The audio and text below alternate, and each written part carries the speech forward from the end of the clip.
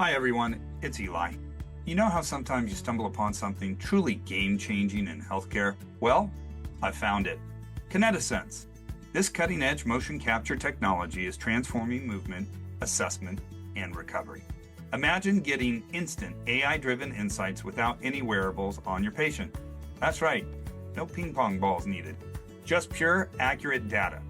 Perfect for boosting athletic performance, pinpointing imbalances, and refining rehab. Top professionals worldwide trust KinetiSense to maximize productivity and results. Check out our partner page to learn more. Experience the revolution in movement.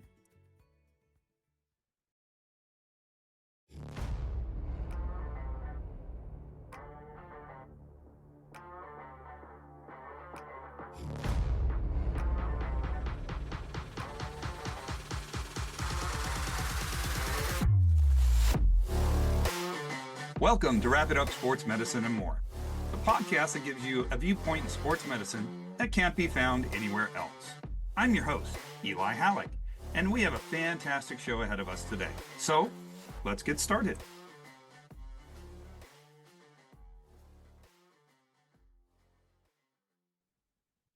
Welcome to Wrap It Up Sports Medicine and More. It's been a while since we did a podcast. This is our first one back off of summer vacay.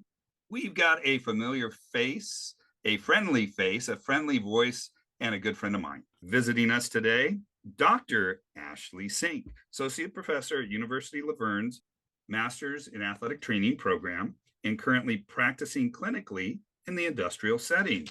Hey, Ash, how you doing today? Excuse me, Dr. Sink, how you doing today?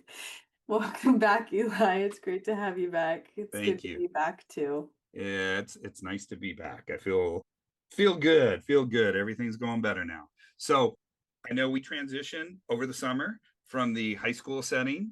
You were working with University of La Verne for a while, and then you changed clinically from a high school setting to an industrial setting.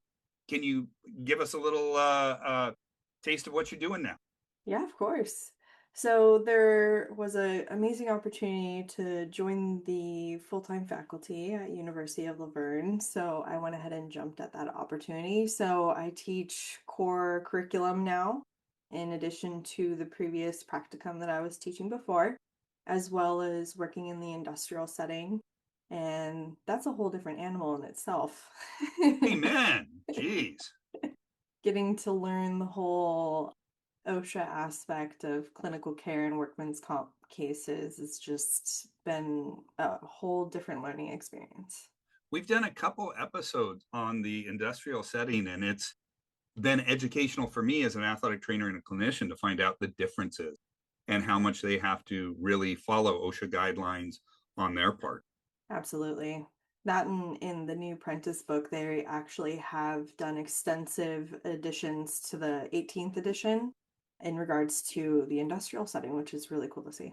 I was just going to say, so many athletic trainers came out and never heard anything about industrial, not even in the book. So that's good to know that they're popping in the information and update. Yes, exactly. They included it in our acute care and prevention classwork this year. So, Very nice, very nice. Lucky athletic training students. I'm glad I'm an old guy with gray hair that's already out. So, yeah.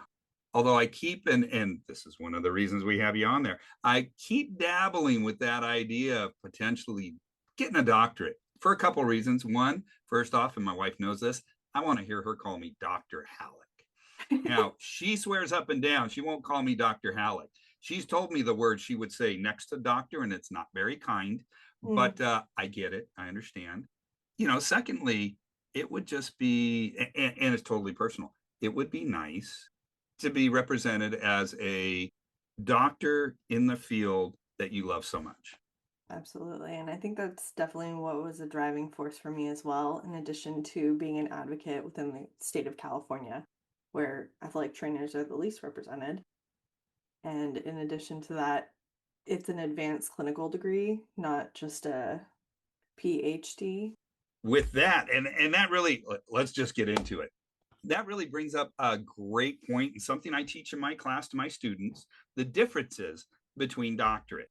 When we say doctor, a lot of times, and I tell this to the kids, you think white coat, you think stethoscope, they're coming in And we say that word doctor. And then I said, do you know, though, your history professor at the university level is going to be a doctor as well? And they look at me, what? Yeah, do you want him in a white coat with a stethoscope coming at you? And they sit there going, well, what's the difference? So maybe let's start this. Can you explain the difference between the clinical doctorate in athletic training, which is the degree you have, and let's talk about also where you got it, but the difference, let's start there, between the clinical doctorate of athletic training and a PhD. So that's actually a funny story. My dad was the one that first enlightened me to the topic. He went ahead and researched my degree to find out what I was actually graduating with to better understand it. He was the one that told me that. uh, Lovely, Dad. Thanks, Dad. Mine is a post-professional advanced clinical degree, and it's actually above a PhD. So we're practicing clinicians, yes, and then Did not PhD. know that. That's good to know. Okay. Didn't know it either. Thanks, Dad. So I graduated from Moravian University with my doctorate in athletic training, a DAT. We have a mandatory 1 week in-person hands-on clinical application in addition to all of our studies for what we did throughout the whole year. We do research. It is research heavy, but we don't do a dissertation and then defend it. Oh, now you're talking right there. That's been my fear. I don't Hmm. mind defending anything. I'll defend ice against heat. I'm fine with that. Hmm. But yeah, dissertation scares me. Which is what I was concerned about too, which is what led me to going down, do I want a Psych D? Do I want a DAT? When you say Psych D, not all our fans and listeners know what that is. So can you throw that out real quick? So, doctorate in psychology, I wanted to do a concentration on sports performance, mental health awareness. But when looking at the hours that were required, in addition to how much we have to pay the clinician in order to sit down and do the mandatory hour work, it would have been exponentially costly towards me as an individual. So I pursued more of a DAT, and Moravian was awesome enough to customize the programming to what I wanted to cater my education to. It's not a set coursework as well. So I got to play around with different class styles, different focuses, and then my advanced studies. I wanted to originally do the certification in sports psychology as my concentration, but still saw that it was very, very costly to me. So I ended up doing a research project after all. But I've had plenty of friends that have done the tactical certification. A lot of them are in the military setting and also within like the firefighter realm as well. So they learned how to do performance enhancement for that population in addition to their coursework. So it was very customizable to the individual. Well, now that's very interesting. Now, if you don't mind me asking, and I know it varies from school to school, what is the approximate cost of a doctorate in athletic training? And I know you can only speak for Moravian. And Mhm. if you could just give us a ballpark, I don't want it down to the penny, but knowing that if you had a different concentration, it could pop it up a little bit or drop it down.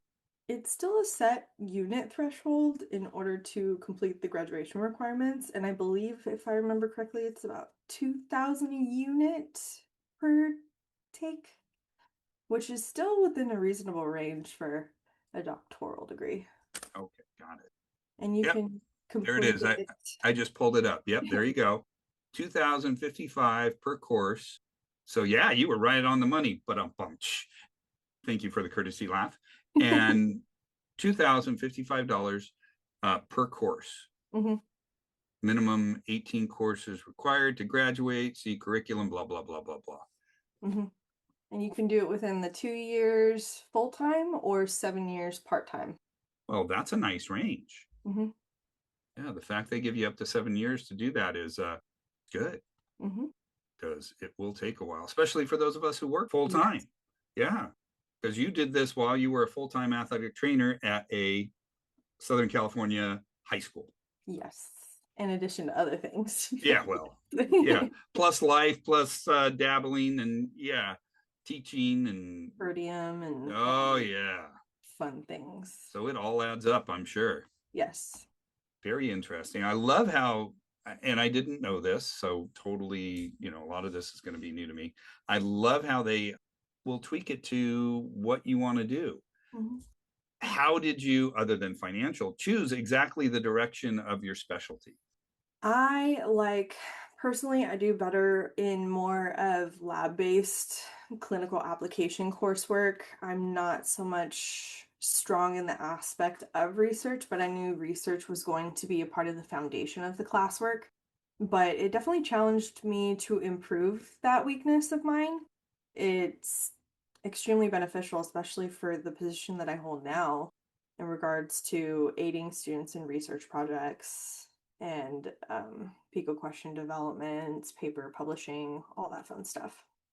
We were joking about this earlier in the year. We had a mutual friend as one of your professors. Would you like to give her a shout out real quick? Oh, yes.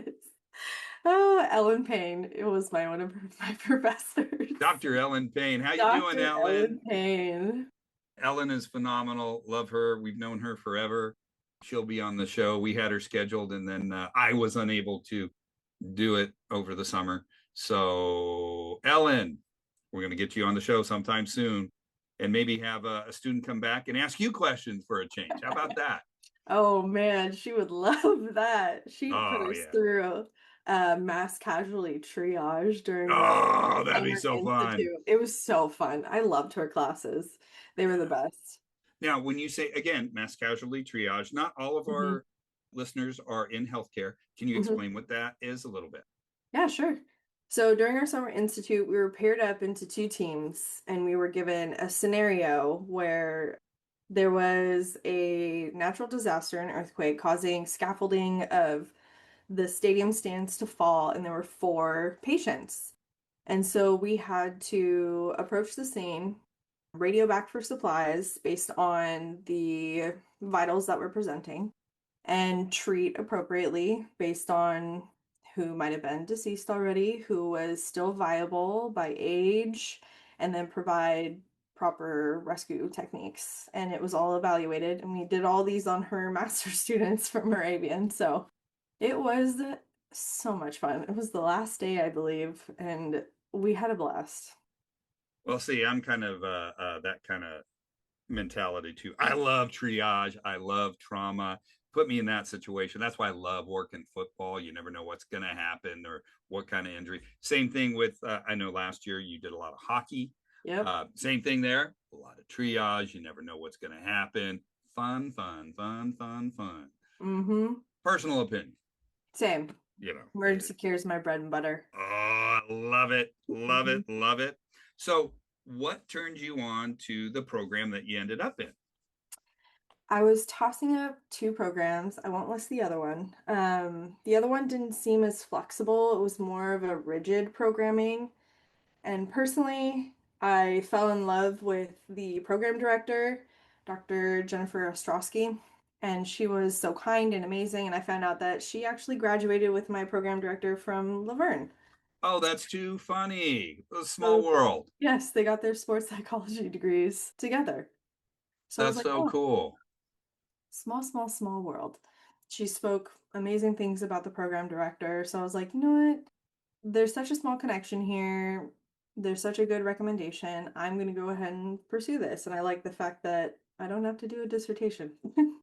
Yeah, that's appealing to me. I'm looking at their website now just because of that alone. Hmm. Yeah. Okay. So had a real good feel. It was a good fit. And that's what a lot of people have to look for when you're looking for some type of advanced degree is the program that's going to fit, Yes. whether it's financial, online, in person, and then getting to know who you're going to be learning from because some people's style just, ugh. Yeah.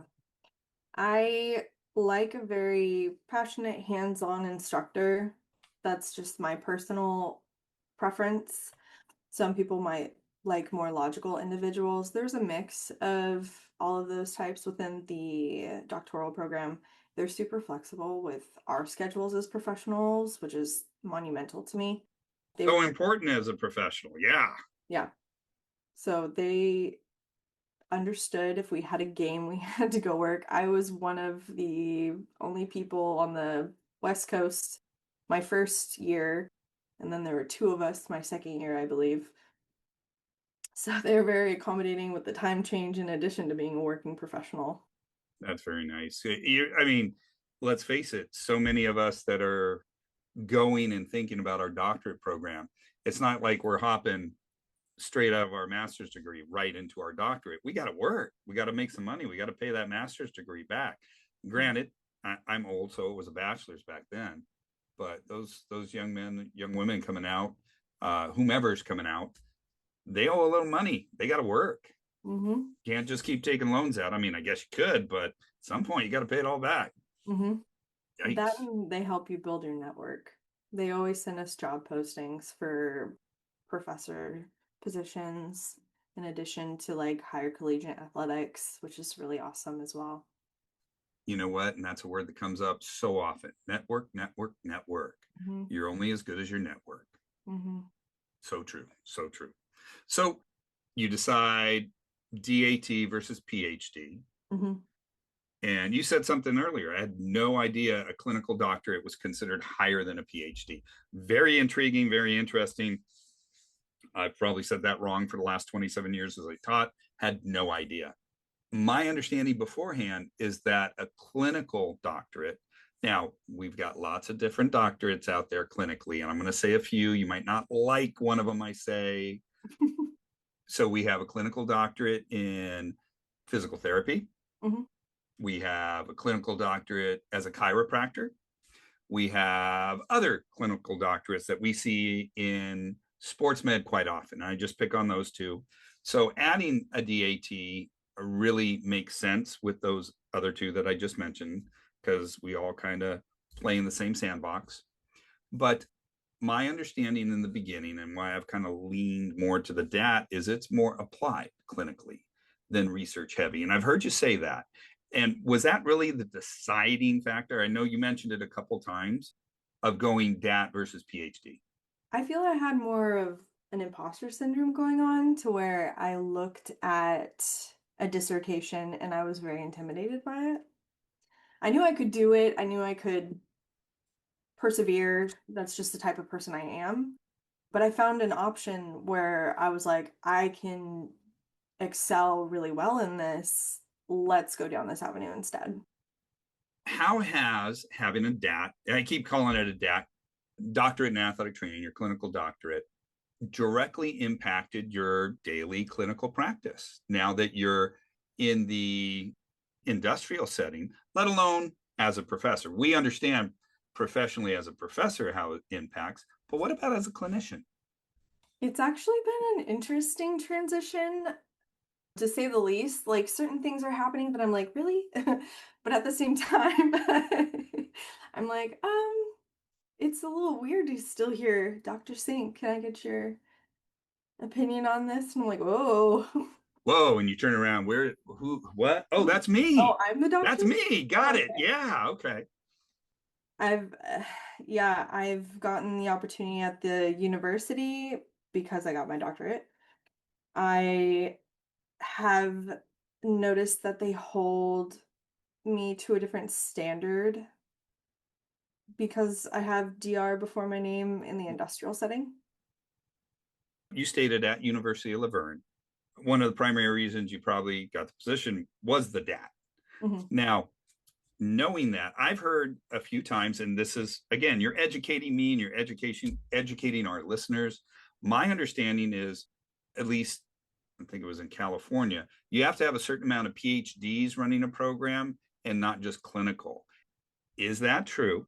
And does that hamper somebody's ability with a DAT to potentially get a position if that is true?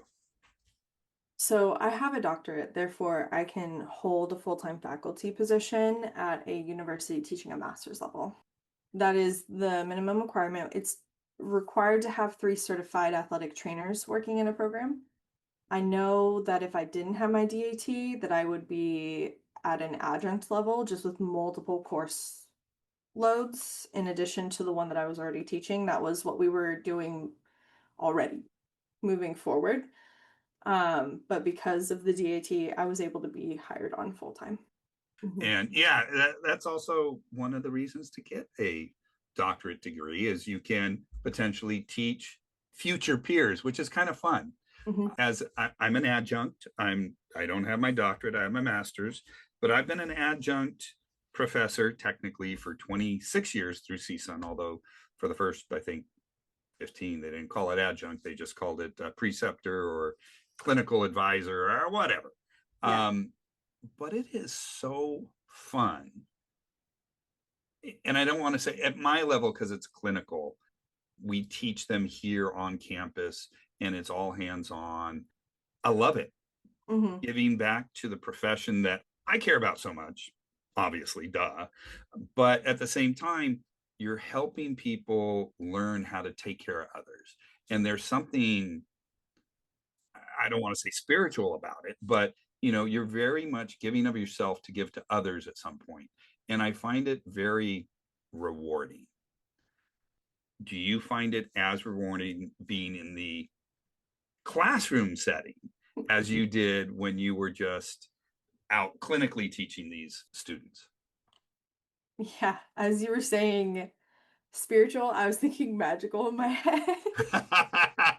Well, sometimes we hope for a little magic out on the field, but that's a different Honestly. story. Yeah. I have felt the exact same way. When I was added on as an adjunct, it never felt like I was going to work a day in my life. And I was like, maybe this is home. Maybe this is what I need to continue to pursue.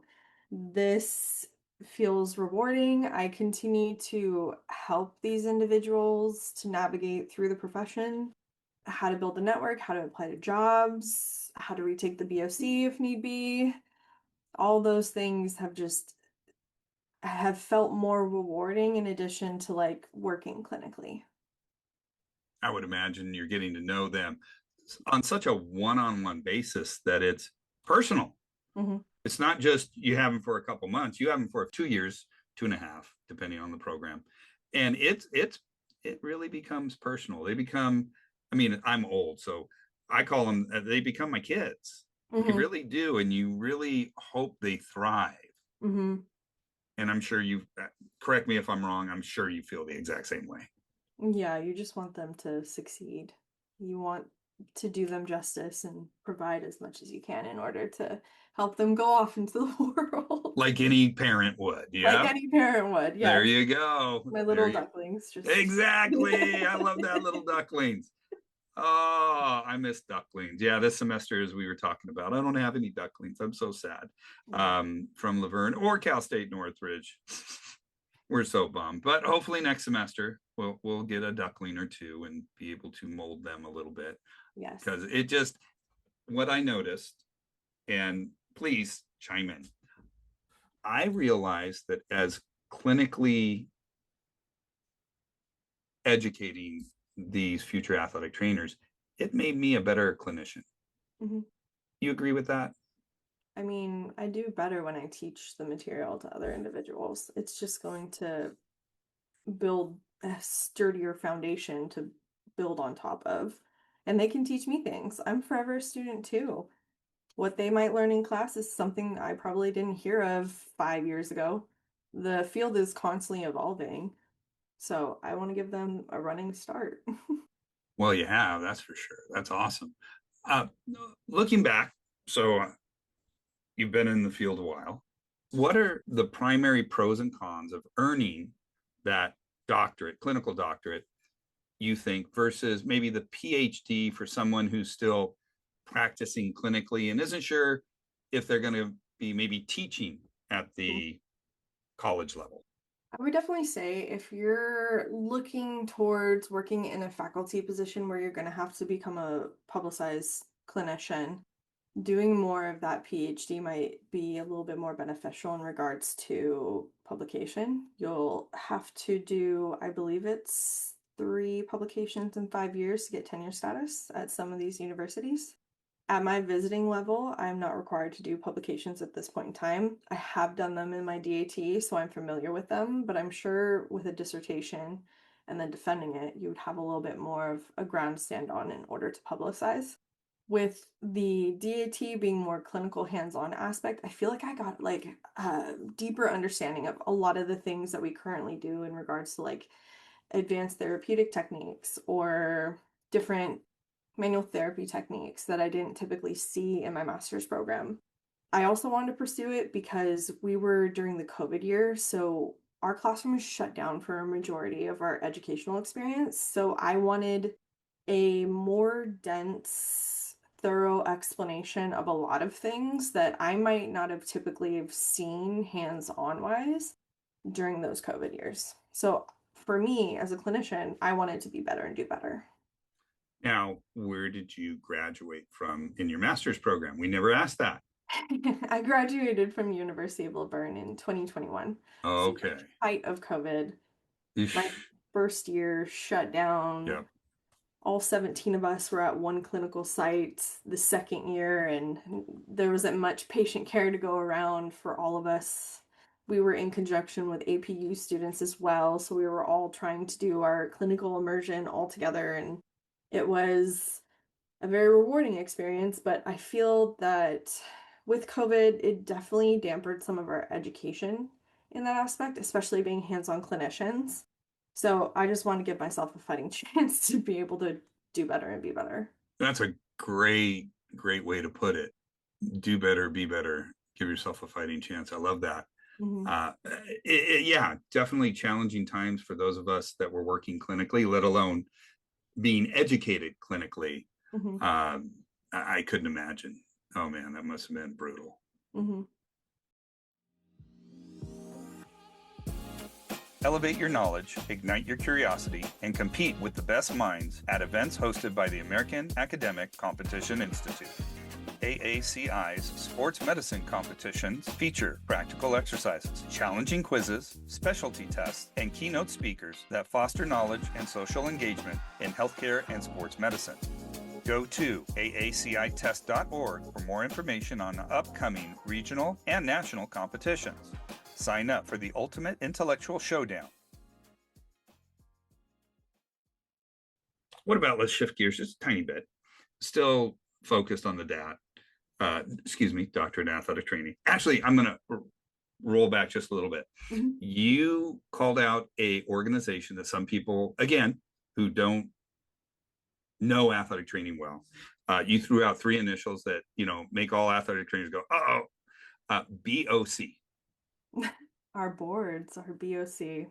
You said BOC. Can you give us a little explanation of what the BOC is and what the boards are? Absolutely. So our boards of certification is our credentialing boards. We have to sit for a 4-hour examination. I believe it's 170, 165 questions in 4 hours.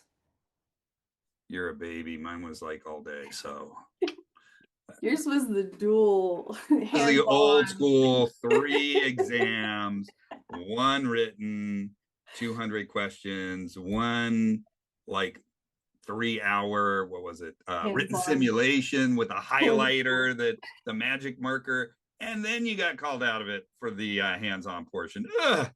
I've Yeah. heard Oh things. yeah. I'm old though. It's the gray in the chin. You can tell. So now ours is the 170 question boards exam, sitting at a computer locked in for up to 4 hours, and passing that, we become a certified athletic trainer. Some don't pass first time. Some may have to take it two, maybe even three times. I was fortunate enough only have to take it once. Congratulations. Thank you. But some of us just need a couple more times, and that's okay. Understand. Now, with that exam though, you got 175 questions, but it can be on pretty much damn anything in healthcare. What is a domain and what's the importance of that domain to the field of athletic training? So our boards of certification, it's our credentialing board. We sit down for our exam. It's made up of 5 different domains. It can be any question from any one of the 5. I know each exam kind of varies in a sense, but 5 domains are just our areas of focus for our profession. I know there's injury care and prevention and rehabilitation, in addition to We've got assessment, evaluation, diagnosis, critical incident management. I just love that one. And then healthcare admin and professional responsibility. Yes, a mouthful. Yeah, that's a lot to say. Now, it used to be 6, so they combined a little bit, which is nice because it's not like our field changed. But in the old days when I was getting rolling, it was 6. What edition are we on now? Edition, what did we say? 8? Hmm. Yeah, wow. I'm old. I know my boards personally was heavy on post-surgical ACL repair in addition to a lot of operational aspects like policies, procedures, and legality terms. But I know others have had more emergency care heavy with asthma protocol or inclement weather policies. I know I've had some students come in after the VOC exam and go, oh my God, it was so heavy on administration Hmm. or so heavy on what was the other one that caught me off guard? Administration was one of the big ones. She's like, really? Wow. Hmm. And I think, like you said, post surgical Hmm. or gen med, that was it. Heavy on gen med, general medicine. So those of you who aren't quite sure what we mean by gen med, primary care physician stuff. You know And what? infectious diseases like skin diseases and disorders, tinea pedis, all that fun stuff. Ah, yeah, ringworm and yeah, Mm-hmm. fun, fun, fun. Impetigo. Oh yeah, yeah, yeah. Always fun. Okay, so that's good. That's what the BOC is. So they basically make sure we're smart enough to do what we're Our supposed to do. job. Yeah, hopefully our job. Hopefully. Hopefully we get hired. And you said DAT, so back to the DAT versus PhD, where you're located, you have to be published or potentially at some point Hmm. to be tenured 3 times. So published 3 times, and I presume 3 to 5 times. 3 publications in 5 years. Okay, thank you very much. So 3 Yes, publications in 5 years. That's a lot of writing. And I would presume a journal or a book, correct? I presume as well. Okay, fair enough. Very important to note, my students at the high school level are just learning what journals are, that they can't be bought just at the checkout counter at Ralph's or Vaughn's, Hmm. and what a system called ProQuest is and how you tease out good journals and good books. So good luck with that when you get there. Thank you. Yeah, you bet. Oof, I don't want to write that much. Mm. Yikes. But that's why I'm at the high school level. Although I could still do it if I wanted to. Yeah, you could. You could. Something to think More about. time. Woo-hoo. In all our free time. Let's do woo-hoo. All right, getting back to it. Good info so far. I'm learning so much. Thank you. Thank you. Thank you. Hmm. How do you see the DAT, so doctorate in athletic training, impacting the future of our field? I've thought about this quite a bit because I know a lot of individuals were hesitant in regards to the master's transition. I don't know how long it would take in regards to transitioning to a doctoral level. I know occupational therapists just transitioned to a doctoral level as well within the recent years. But in regards to DAT affecting the field, I know that certain job postings, such as military setting, are looking for doctoral level individuals in addition to CSCS certification to be training our future forces. Why do you think they're looking specifically for a DAT? That I do not know. Okay, Personally, I'm fair not enough. within the military realm. I would definitely have to ask some of my classmates to clarify that. But I've looked at some of those job postings, especially within the Marine Corps. But it does say that preferred would be a doctoral level degree in addition to CSCS. Well, I guess at that point, you're the highest clinical level you can be, so you can't really argue with that individual. Hmm. Maybe that's it? Performance Huh? proficiency. Yeah. Yeah. Yeah. Okay. Interesting. Hmm. Very interesting. Now, spinning off of that, what do you think has been, and I can think of several dozen that I've already set to rest with this interview. What have been some of the biggest misconceptions that you kind of have encountered about the doctorate in athletic training degree from either healthcare professionals or even athletic trainers? I mean, you've really put to bed for me some misconceptions, so I appreciate it. But what are some that you've come across that you've kind of helped other people understand? I haven't typically been in regards to like questioning. No one's really questioned, more of like an educational standpoint, what my degree stands for. I know that when people introduce me via email, they've put PhD instead of DAT because they just assume if I'm a doctor working at a college level, I have a PhD. So I've seen that, but I haven't really experienced any questions, comments, just mostly like, hey, what does your degree stand for? What do you do with it? How did you get it? Where did you go? How much was it? I don't really have any fellow doctors asking. They're just like, oh, doctor, nice to meet you in that regards. Okay. Mhm. Well, that's interesting. All right. I mean, I know one of my biggest misconceptions was proven wrong by your dad. So the PhD level versus the DAT. And for the longest time, I understood, and this is something I preach, Mhm. is it's a clinical doctorate. So remember, it's a clinical doctorate. It's in the field of athletic training. That is the highest degree. You are the specialist. You are the end all be all in that profession. Mhm. And my students look at me, sure, Mr. Hallak, whatever. But at the same time, that's important for us to know that Mhm. there are different levels. When it comes down to it, though, and you're looking for that job and you want that job at either the high school, the college, or what have you, I tell them the biggest and most important thing is to be either, depending on the state, certified, licensed, or registered. Because without that, it doesn't matter what your degree is. Mhm. So that's very important, is to make sure you're licensed, certified, or, well, registered, Relation. which Yeah. we're getting there in California, One step at a time. one step at a time. But boy, did we have a win this past year. Thanks, Kai. Thank you, Nick Harvey. Thank you, everybody, for making that happen. That was on the board in the CATA. So we appreciate all your hard work and getting what we got finally passed in the state. Big step. But you mentioned that this could help you push our profession. Yes. How so? In regards to pushing our profession, I have, even when I entered the industrial setting, they're like, this is the doctor. Like, I know that my voice might carry a little bit more weight than previous years, and that's still a big responsibility representing a program, representing a school, representing a profession in that regards, and continuing to practice ethically, morally, and holding myself to a high standard and being a representative of the profession as a whole. I have a big network too, and I have plenty of friends that I love to support in regards to the National Honor Society of Sports Medicine.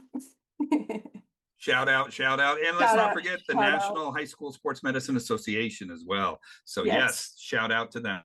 And continuing to provide mentorship to future generations so they can go out and continue to advocate. I've had several conversations with individuals in regards to advocating for higher pay in the state of California, in advocating for title protection, even though we already have it at a legality standpoint, but continuing to advocate in regards to jobs and job postings. I recently had a conversation that they were advocating for higher pay for a sports medicine director position, and that I was going to get the call next because I have a doctor in front of my name, but they're getting pushback in regards to low pay for a stipend for the position. And being able to say, we need to stand our ground now in order to continue to push forward the bar. Couldn't agree with you more. And having title protection finally in California, Mm-hmm. every other state has something else, which Mm-hmm. God bless them, I'm jealous, is the biggest first step that we've had success with in my career. And I've been doing this 28, 29 years. Although a few years ago, the NATA was kind enough to send me my congratulations on your 50th year.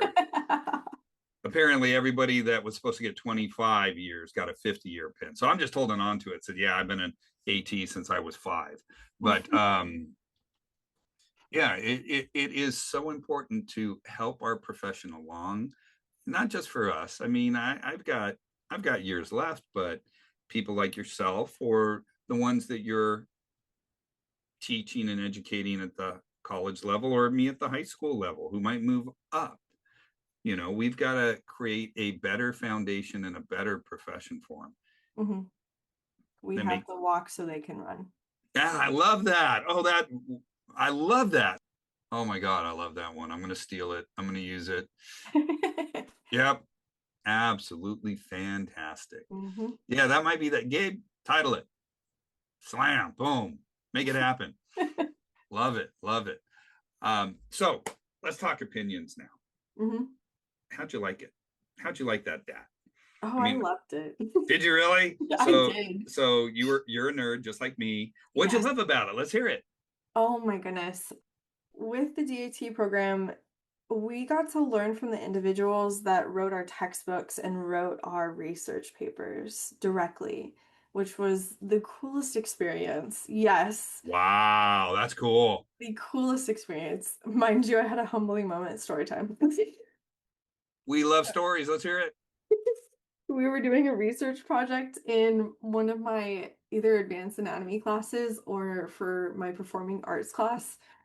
And I was reading off a research article and I pronounced the name incorrectly, not knowing it was my professor's research paper. Oh no. Oh So, no, that's humbling never moment good. there. Oh, oops. Yeah, we'll leave it right there. Just drop the mic, walk out, say sorry, just give me the F. I did. And Oh then boy. I got a personal message from an individual and be like, you know, that's our professor, right? And I'm like, oh, Oh yes, it is. damn. Why wouldn't it be? Of course, of course. That's what it was. Yeah. Oh, bet you never got that one wrong again. Nope, sure didn't see him all the time.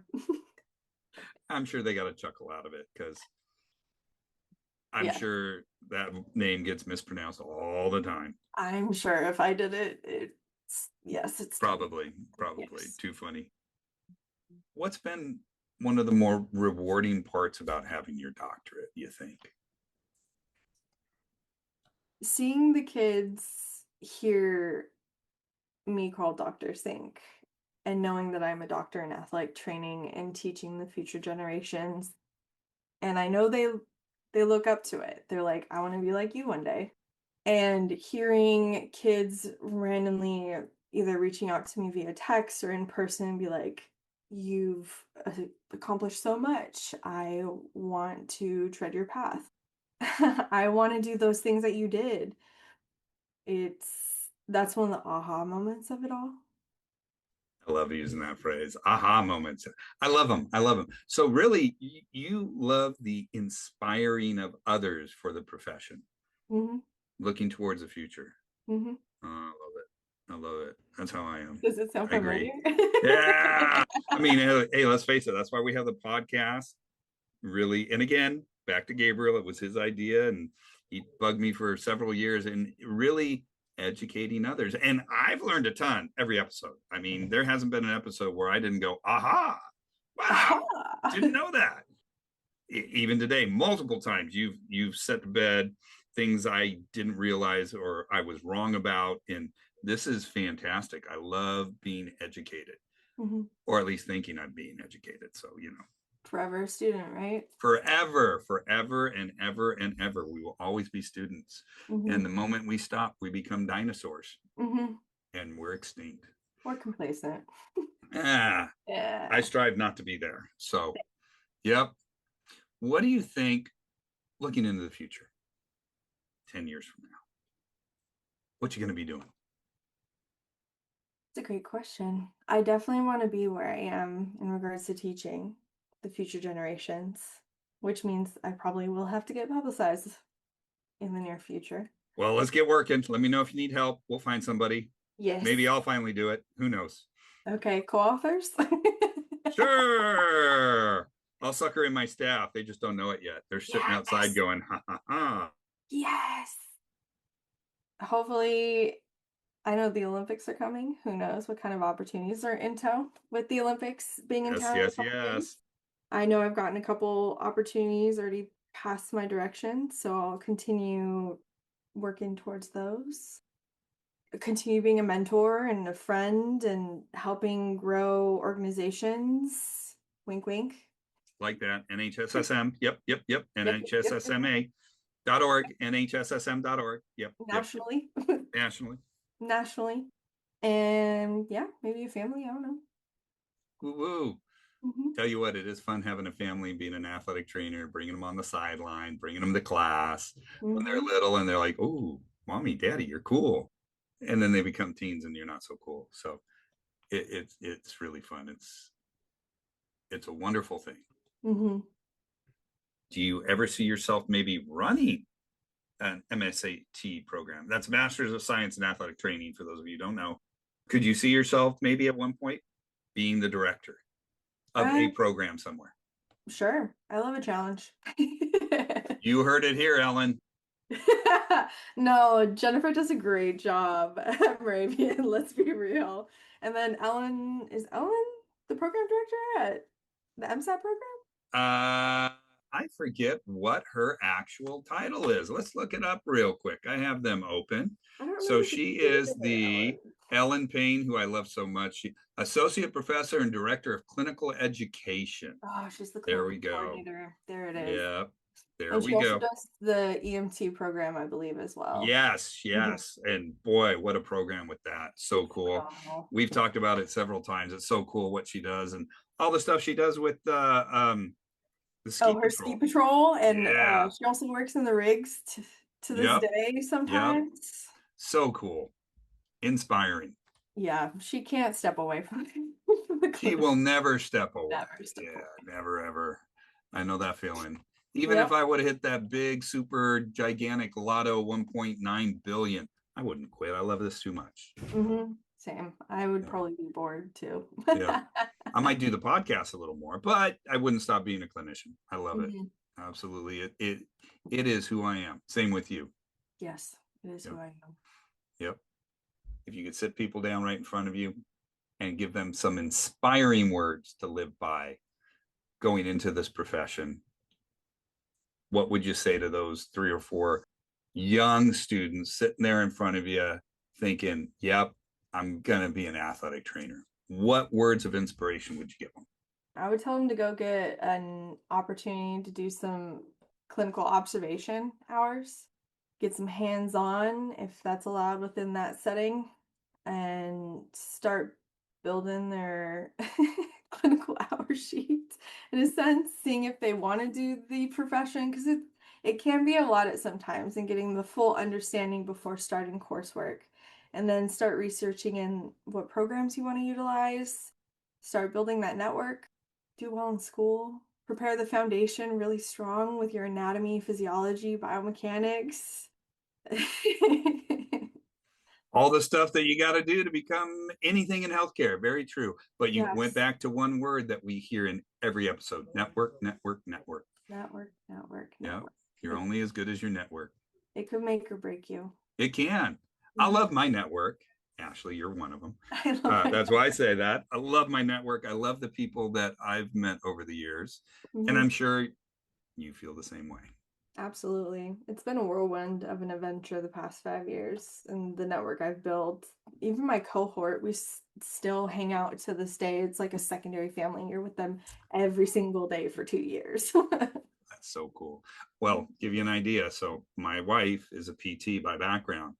Her cohort graduated 35 years ago. We just had lunch with a bunch of them, or dinner with a bunch of them Tuesday night. They still hang out. Yeah, you spend that kind of blood, sweat, and tears getting ready. They're family. You're trauma bonded for life. Trauma bonded. Oh, that's another quote. There we go. Maybe we title this episode Trauma Bonded. Love it. Love it. I'm jotting that one down. Trauma bonded. Your kids will be like, Mr. Hallak, what are you doing? Why are you calling this episode Trauma Bonded? Oh, well, that's a great quote. Great quote. All right. Well, I know you have a day. I have a day. We've got stuff to do. We got to work. So I don't want to take too much of your time. But Dr. Ashley Sink, I want to say thank you for being my first interview back after a long summer off. Yes. and educating us on the difference between the doctorate in athletic training, the PhD, clinical settings, different settings for the doctorate, and just really how important it is to keep clinically or educationally moving forward. Mm-hmm. Thanks for having me, Eli. Welcome back. Thank Good you. to be I'm back. happy to be back, and thank you for being part of it. You have a great day. Have a fantastic weekend, and we'll be talking again on Wrap It Up Sports Medicine More. Have a great day. You too. Bye.